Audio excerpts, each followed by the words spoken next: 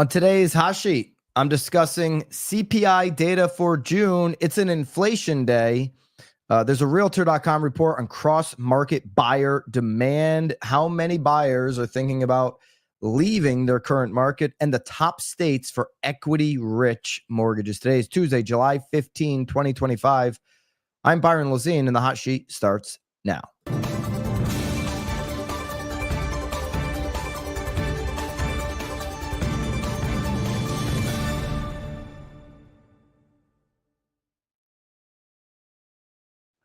Live from Connecticut.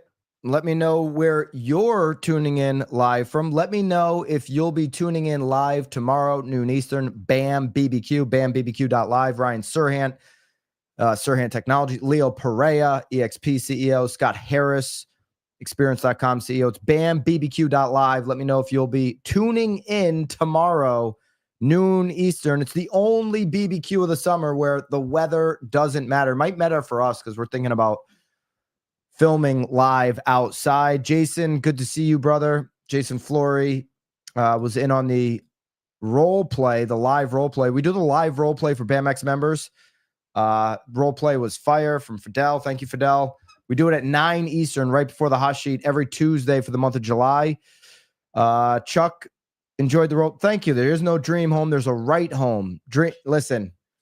I don't know about you, but most of the time I wake up from my dreams and I'm like, what is wrong with me? Okay. Maybe daydreaming is better than nighttime dreaming, but I'm not a fan of, there's a right home. There's not a dream home. And even when you buy what you think is a dream home, you're like, dude, there's so much stuff wrong with this. It could be brand new or anything in between. We know the deal. All right. A lot of you going to BAM BBQ. Let's get into inflation today. It's an inflation day. The headline here comes in that inflation has gone up to 2.7%. Okay. Consumer price index is out.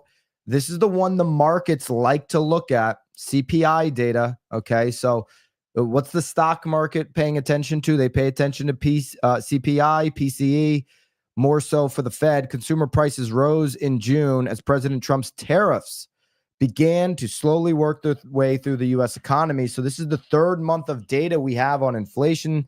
Now, the CPI, which increased 0.3% on the month, which put the 12-month inflation rate at 2.7%, Bureau of Labor Statistics.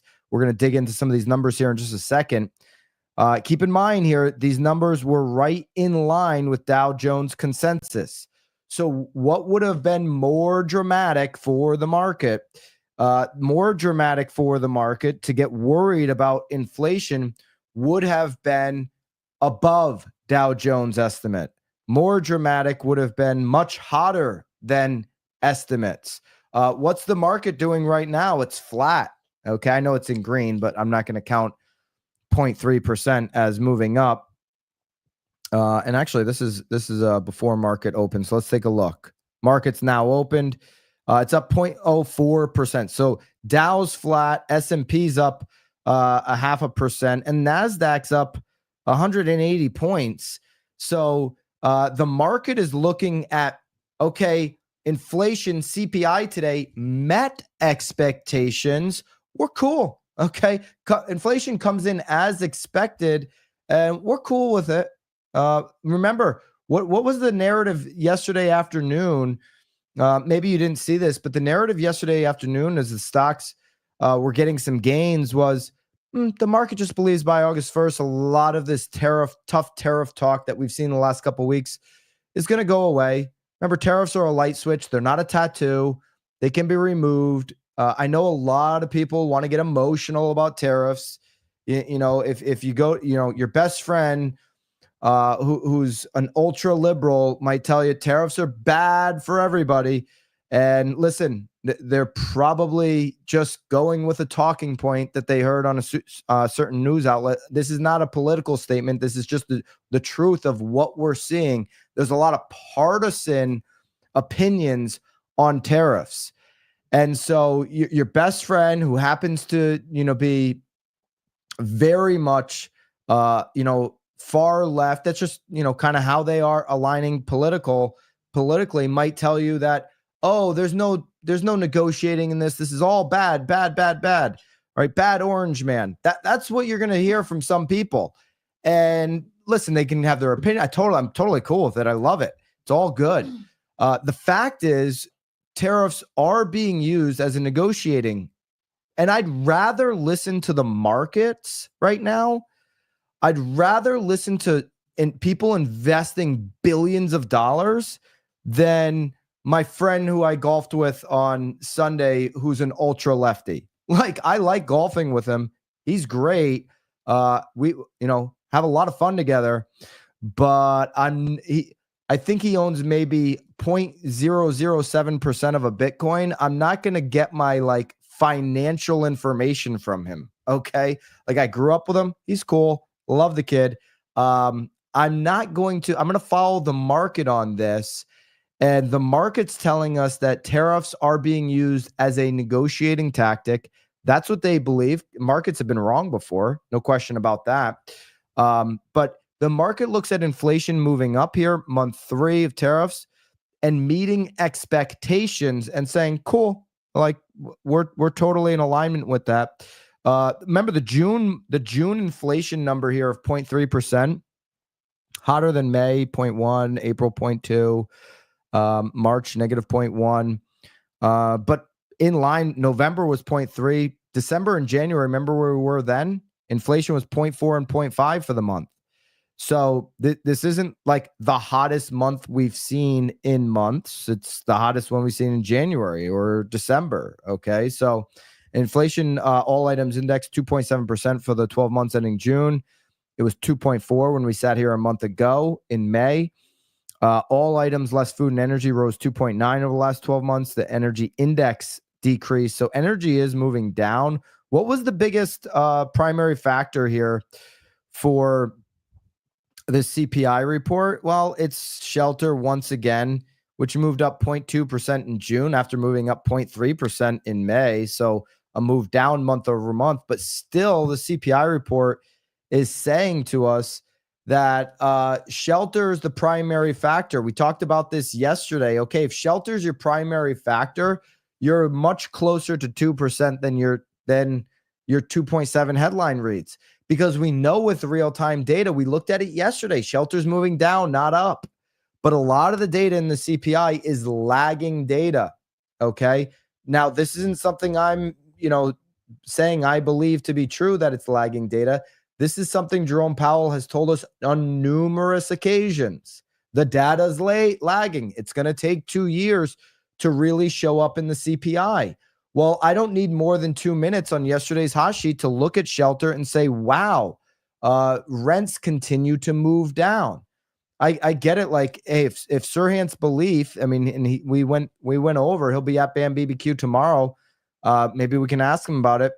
But if his belief is, hey, rents are going to go up in the future, maybe there's projections, just like there's been concerns about tariffs and projections about tariffs that, I think it's going to create more inflation in the future. But what do we know in the hard data right now? I don't want hard data from 2 years ago. I want real-time data on shelter. And we know if we factor that in, we're much closer to 2%. And we should be much closer to the Fed making a decision to cut, which they won't do, obviously, in July. Probably not after this report. Rent of shelter, or shelter rather, makes up over a third of the CPI data. Okay. Owner's equivalent makes up over 25%, over a quarter of it. Owner's equivalent year over year is at 4.2. On the month came in at 0.3. Overall shelter moves down to 3.8 year over year, 0.2 on the month. And so what did you see move down? Lodging away from home. So that's like Airbnb, hotels, motels also moving down. So travel for the month of June, inflation moving down. I don't know if you've seen that. It certainly seems like hotels and lodging away from home is more competitive. That makes up a very small chunk. It's rent of shelter. It's owner's equivalent rent. That's what makes up the biggest chunk. Owner's equivalent rent's a silly way to look at this stuff. And that is what is the primary factor, not my words. This is the Bureau of Labor Statistics who puts out this report. And you can almost copy paste paragraph 2, each and every single report the index for shelter, but the primary factor in the all items increase. So our all items increase is based on the primary factor is based on data that is from 2 years ago. And, it hasn't caught up. I'd love for there to be a change in the way we look at CPI data. And, Sternlight called this. We did this a long time ago. This was, I'd love to actually see if I can find this. Stay with me on this one here for a second. Let me see if I can find how long ago this chart was. Let me see if I can pull it really quickly here. Of course, I'm not going to be able to. Let's see. Barry Sternlight. If I find it, I'll bring it up. I don't want. Here it might be actually. Here it is. I've got it. Wow, look at me. This is back in 2023, end of 23, 24. Barry Sternlight, who's the Starwood Capital chairman and CEO.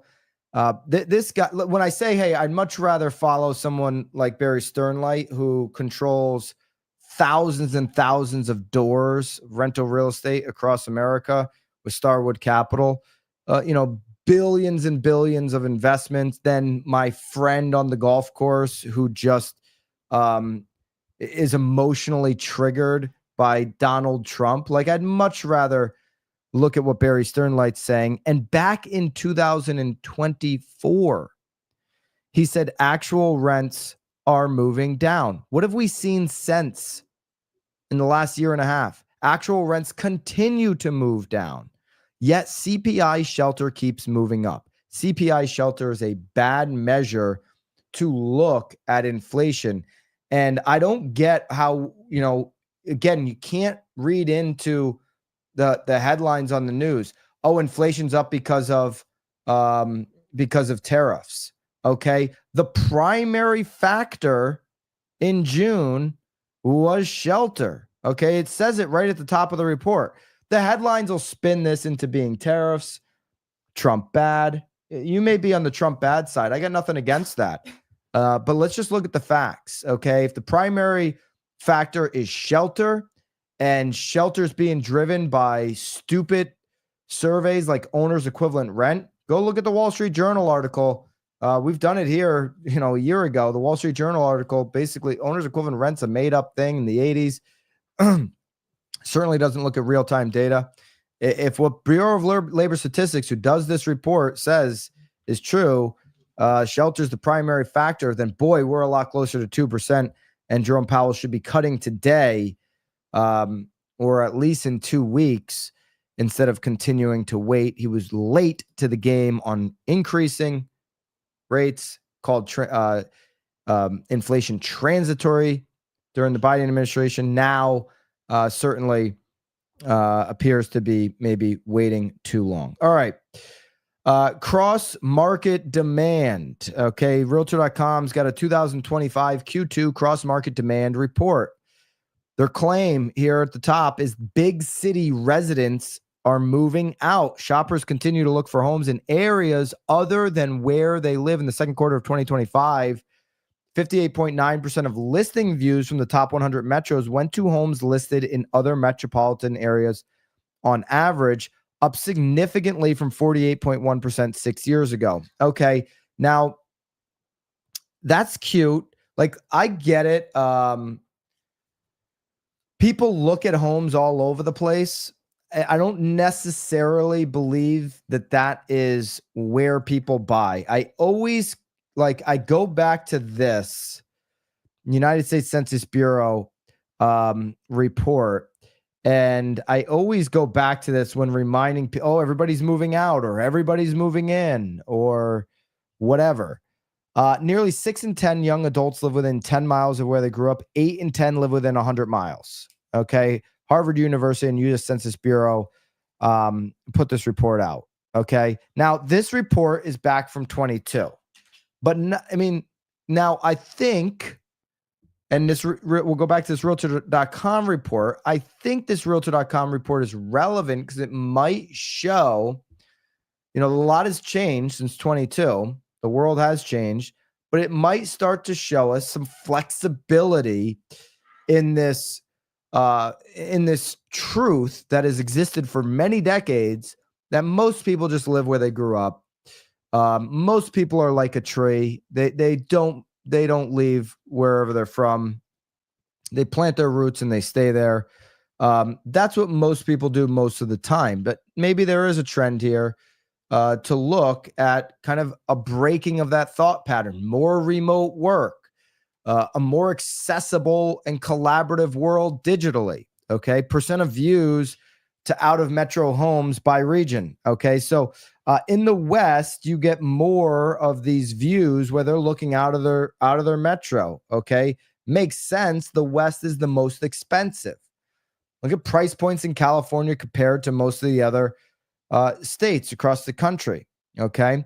The Northeast is next, expensive. Then you've got the South and the Midwest. That's in quarter two. And these numbers, generally speaking, since quarter two compared to all quarter twos since 2019, are all on the rise in almost all four regions. So more people, more of the time, it's not everybody, it's more people, more of the time are looking out of market. Here are the percent of views to out of market, out of metro homes by region. Okay. Northeast share of out of market views, 58.8%.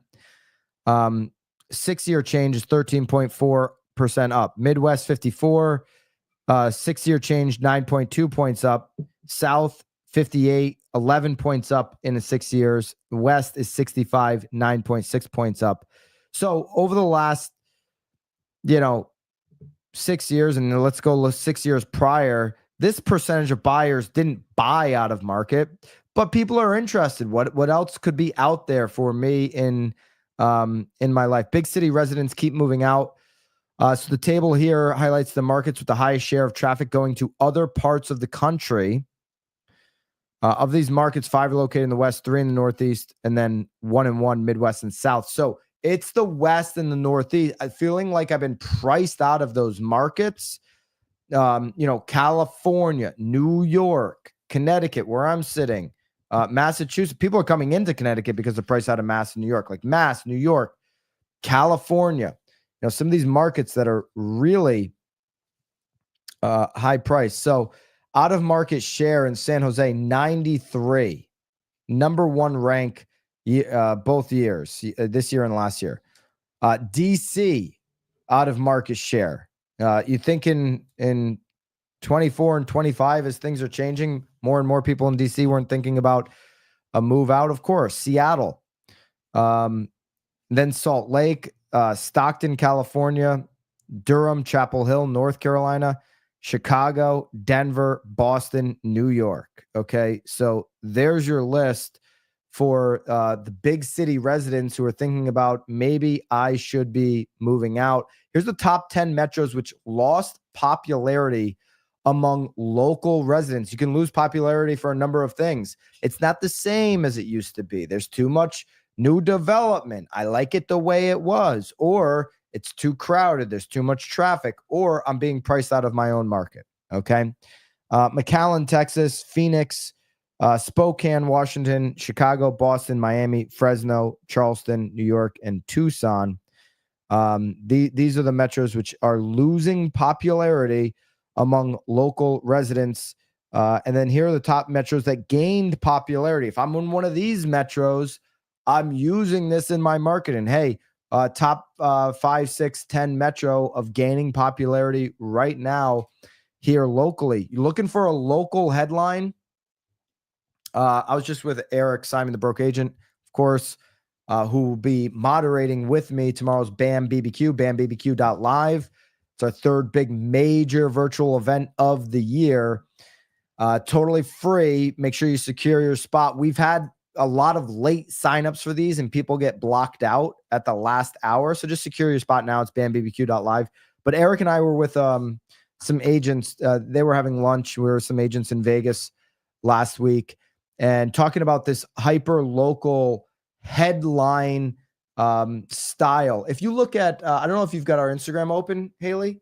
Bring up the headline that we did yesterday on on Now Bam's Instagram, on Jill Biggs's on her new billboard, which is unbelievable billboard. So this, and I'm not talking about the content, this is Jill's billboard, obviously, which is fantastic marketing. I'm talking about the style of the post. News headline styles are crushing. These are the templates that we drop into BAMX for you guys every single week. The news style headlines, which are absolutely crushing the algorithm more than Reels. Jersey real estate agent puts up best billboard of 25. To create local headlines in your market, and you can drop that, I'd be using this content. If I'm in one of these metros, or the reverse, the negative hook, right? Houston gaining popularity versus the rest of the country. Local residents say Houston more popular than ever. Create a news headline out of the data, put the data in the copy or put it in the scroll to the second post. But Portland, San Francisco, Houston, Detroit, urban Honolulu, Omaha, Nebraska, shout out Warren Buffett, Kansas City are on the list where, hey, local residents are gaining popularity here. So San Francisco, the opposite that's happening. New leadership in San Francisco, maybe the opposite that's happening in San Jose. I'm not there to validate the leadership is working, but it does seem like there have been some changes. I think generally speaking, though, rule of thumb, and to kind of understand, where, we've got a decade, multiple decade pattern is most people live where they grew up. But maybe those migration patterns are starting to shift the way that we live. Think about everything that's going to change with AI. We're going to become more connected digitally than less. You're going to be able to access food through robots. I mean, go look at what Travis Kalanick is doing with cloud kitchens. And so you could live further away if everything becomes a Waymo and a Tesla self-driving, commute time won't matter as much. Okay. So those numbers could go up certainly in the future. State of mortgages right now in 2025. This is a new Adam report. The percent of equity rich properties for quarter one. Let's take a look. Here are the equity rich mortgages by state. So if I'm thinking news headline and I'm one of these 10 states, this basically writes itself. Find the template for the headlines inside of school. If you're a BAMX member, find the data here from the hot sheet, all the charts, all the notes right inside of the hot sheet classroom on school. Vermont, highest percentage of equity rich mortgages in quarter 125. The percent moved from 82 to 85. New Hampshire's next. Rhode Island, Montana, Maine, Hawaii, California, Massachusetts, Idaho, New York, Jersey, Washington, South Dakota, Utah, Arizona. That's your top 15. You've got the entire list here. Again, I'm going to drop it right inside of school. On the bottom, I'll just go to the bottom and kind of identify, okay, who's kind of bringing up the rear here. It's Alaska, Illinois, Maryland, and Louisiana. So this is the lowest percentage of equity-rich mortgages. So what does this mean? Mortgage holders, where are the locations where a mortgage holder has the most equity? And you can see that it's happening in the Northeast for sure. And then the West, okay, Northeast and the West. Southeast doing well, 40 to 50% makes up most of the Southeast. So Louisiana, the only state in that 0 to 30% range. You've got a lot of the Midwest in that 30 to 40% range, some of the Eastern Seaboard here for percent of equity rich homes in each state. Again, I'll drop all this. And this is, by the way, this is a near historic high for this data. So for all the doomers on real estate, the market's crashing. People are asking too much. Hey, sellers or homeowners rather, have near high mortgaged homeowners, near high equity rich right now. That's where they're at. And so for them to consider, hey, what's a bigger risk for me, to play off of some of our language frameworks that we were using in the BAMX role play this morning. What feels riskier? Okay. Risking the equity you have right now as a mortgage holder and knowing what you can get in the market now, or waiting for rates to potentially go down on your next purchase. Hey, which is riskier? Okay. Giving up the equity potentially, not knowing where equity goes in the future, or not knowing where rates go in the future. What's riskier, right? The battle between selling now or continuing to be locked up on your next home purchase because of the rate that you currently have. If you're looking for this stuff, if you're a BAMX member, just go into the hot sheet classroom right here, classroom's hot sheet. Every day upload all the data slides that we use, as well as the notes right inside of the classroom for you. You can actually watch the replays here. And then if you're looking for the hyper local content drops, right here, new this week, we drop new templates, and then their hyper local templates are right here in the hyper local template classroom. Who would have thought that would be the title, Haley? Good job, team, picking that. That's school.com/BAMX if you want to jump into the community. Obviously, no pressure, helping you close more deals. It's the biggest no-brainer in real estate.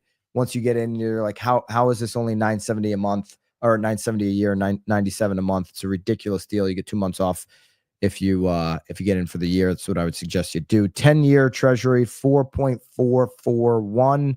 Okay, kind of no big movement here after the inflation boogeyman data. Markets are like, hey, inflation was as expected. No big sky is falling. We've been at the high for the last 30 days on the 10-year, and that's just kind of where we're at. I think if the market is right and tariff talk subsides by April or August 1st, we might even see that 10-year come back down. 6.83 on the 30-year fix yesterday. Again, the weekly came in at 6.72. After the CPI today, what is CME Group saying? I bet you this is near 100% chance that there's no cut, and it is 97.4% chance that in 2 weeks when the Fed meets, there will be no cut. And Polymarket's got it at a 97% chance. September at a 43% chance. So that's kind of changed a little bit. There's your percentages on what the Fed will do. BAM BBQ tomorrow. We'll have a hot sheet, of course, in the morning leading up. 12 Eastern. So noon Eastern or 9 a.m. Pacific time. If you grab your ticket now, it's completely free. In the last hour, we always have a rush in the last hour, Haley. People want to get in the last hour, and sometimes that creates it. They get blocked out. It's happened in the past. I don't want this for you. If you sign up now, you're guaranteed a spot. Free virtual event tomorrow, noon Eastern. Ryan Serhant, Leo Pereira. Leo's the CEO of EXP. Scott Harris, the CEO of experience.com. Some people are like, hey, who's Scott? CEO of experience.com. I think, and I know every time I get to talk to Ryan or Leo, people love the conversation. That was incredible. I bet you we're going to be getting so many. Didn't know who Scott was. Dude, that was mind blowing. He's going to be talking about your presence online with and how AI is changing that dynamic for agents. We want to bring in more of these tacticianers from outside the industry. Scott Harris with experience.com. He is really smart on this stuff. And I think the way he's going to frame the conversation is going to be mind blowing. I know I'm going to get a lot of response dude, thank you for introducing us to Scott. So Ryan Serhant, Leo Pereira, Scott Harris, myself, and Eric the Broke Agent. Eric's got a ton of entertainment packed in there. Jeff says, how do I figure out if I'm already signed up? Just sign up again. Go to register now. And go to bambbq.live, click register now, and get yourself signed up so that you don't miss it. And then And then there should be a calendar invite. Would there be a calendar invite on that? In the email. And they'll be in an email. Yeah. So just check your email after you re-register if you're not sure. All right. It'll be in school. It'll be in school, of course, as well. The links in the calendar for make it easy for BAMX members. BAMBBQ.live. I'll see you guys tomorrow. New real word coming up here on the channel later today. Until then, of course, toodaloo.